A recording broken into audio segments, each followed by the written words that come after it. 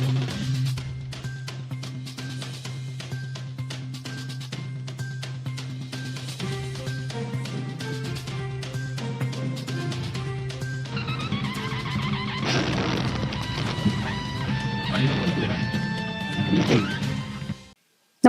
आपण पाहता हिरकणी न्यूज.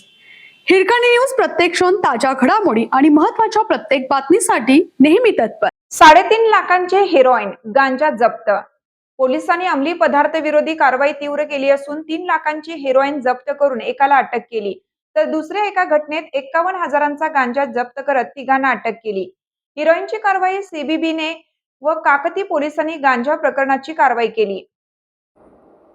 शिवप्रसाद महादेव जोशी वय 21 राहणार देवराज अर्स कॉलनी बेळगाव हा तरुण बसवनकुर्ची येथील KHB बास्केटबॉल कोर्टजवळ अंमली पदार्थ विकत असल्याची माहिती CCBचे निरीक्षक मंजुनाथ नाईक यांना मिळाली.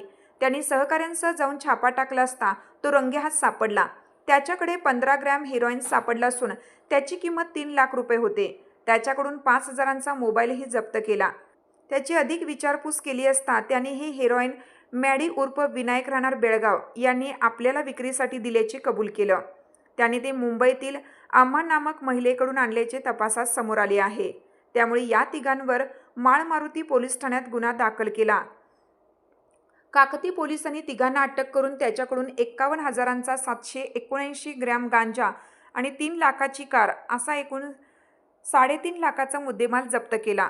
अटक केलेल्या संशयितांमध्ये भूषण धाकलू बाळेकुंद्री वय 22 राहणार बसवान गल्ली म्हाळे नट्टी, आदित्य मनोहर कांबळे वय 22 राहणार आंबेडकर गल्ली उचगाव व प्रशांत लक्ष्मण खांडेकर वय 19 राहणार मारुती गल्ली शिनोळी तालुका चंदगड जिल्हा कोल्हापूर यांचा समावेश आहे.